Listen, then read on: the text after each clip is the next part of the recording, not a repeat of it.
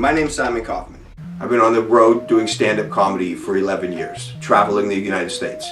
So I'm back in Seattle. I'm out performing that night at the 907, and there was a guy who came in and attacked Dylan in the head with a baseball bat. I look up and I see him like this, and I grabbed him and I was able to stop the third hit from coming down.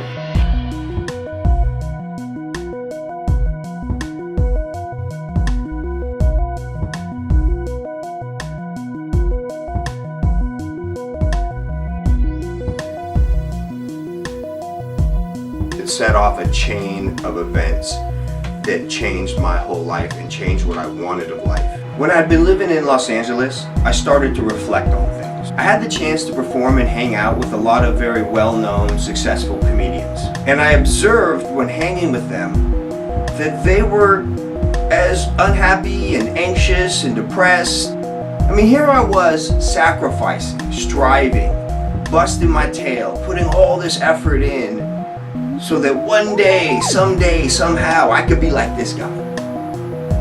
And now I'm sitting next to this guy, and he's not any farther along as when it comes to joy and happiness and contentment than me. So what am I doing? So I started to just think about these things. I guess you could say I started to ask myself, what's it all for? Why am I doing what I'm doing? The Roman philosopher Seneca, he wrote about how in his day and age, when you really were successful in the Roman Empire, you could one day get a statue. They would erect a statue of you somewhere in the town. And he says everyone spends all their life clawing and climbing and fighting to get that statue. Like we look at an Oscar or an Olympic medal or a Grammy. He says, then what happens? Then the birds come and poop on it. It starts to crumble. 20, 30 years go by. People are walking by your statue. They don't even know who you are. It's just a statue in the park. How many times have you been to a park and there's statues everywhere? Did you stop to read, oh, look, who's this statue of? Says here he built the railroad in town. No, nobody cares. And then you start to decay and you crumble, and then they sweep it away and they put up another statue. And that's it. So why are you spending all your time trying to build this thing? And I started to observe my thoughts, and I realized, like, I'm kind of insane. And all the things I think matter don't really matter. Another way to say nothing matters is everything's vanity. What King Solomon wrote. Everyone's trying to be rich and famous, but it's like you up and down and up. It's just this teeter-totter of life. It's like the tree sheds the leaves and grows more, and sheds the leaves and grows more. Like, in 20 years, no one's gonna know who Michael Jordan was. Just like we don't know who Pistol Pete Marinovich was. And no one can tell you anything about that guy. Someone comes up and someone comes down. And so, like, just trying to be the top of, like, this seesaw, like, you know, as it's seesawing, just became futile to me. It became pointless. I just kind of had a moment where I just killed every idea that I ever had that I thought was so important. All my dreams don't mean shit. They don't mean shit. Who cares? Big deal. Oh, one day, someday, wow, I'm gonna be the guy holding the trophy. Nobody cares. The world moves on. The world keeps spinning. The sun rises, the sun sets. I was chasing my dreams. I was in LA, I was doing it, I was competing. You know, stand-up comedy is competitive. It is a grind, and you need to do it. And you do it, and you're gonna be successful. It's the way it works. But, like, why? For what? Who cares? Do I really care? So I started to think about that kind of stuff, and I started to begin realizing that I want more. I got to a point in my life where I realized it was time to find out what was really important.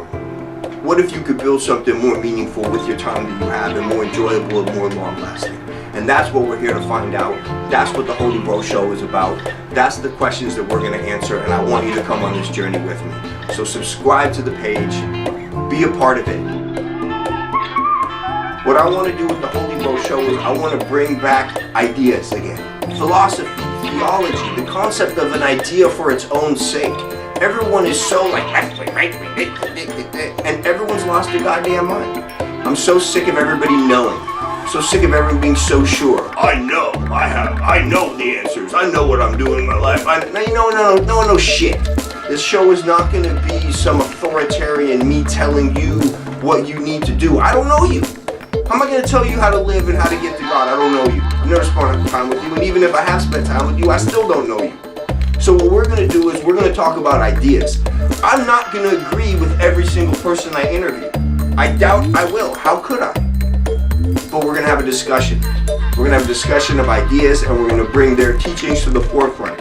That is something that has been lost. The ability to just have a discussion and a conversation with someone and gain and walk away, and you don't have to agree, you don't have to convince the person. So we are about thoughts and ideas. And I'm so sick of this idea that he's holy, he's evil. No, we're all everything. Everything's all everything, baby. And then there are people all over the planet that are living empowered and that are teaching others how to do the same. And I'm going to go out and I'm going to find them and I'm going to interview them and I'm going to try to learn their teachings, apply their teachings, and I'm going to extrapolate and give over their teachings to you.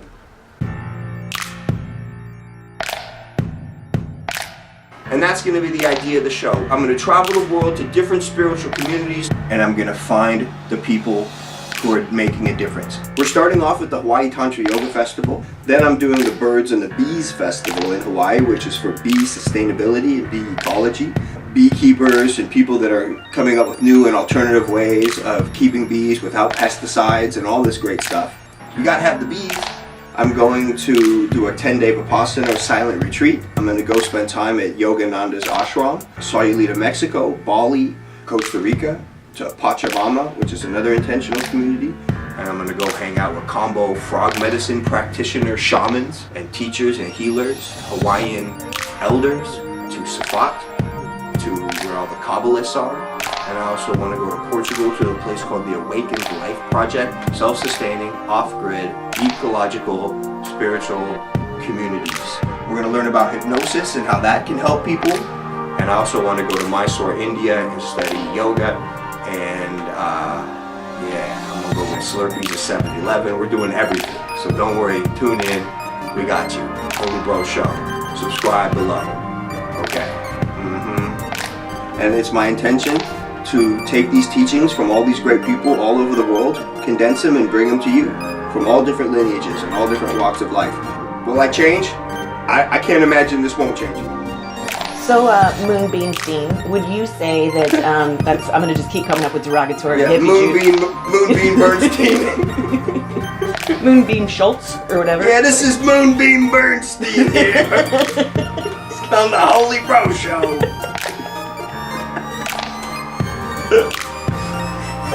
Tune in! Because when I hear bro, I kind of think fucking douchebag. And some of my closest friends are bros, don't get me wrong, you know? When I use the term bro and holy bro, I mean just a typical guy. I'm a normal dude. It's an oxymoron in the sense is we have this idea of what's holy, we have this idea of what's a bro. But the reality is we're all of it.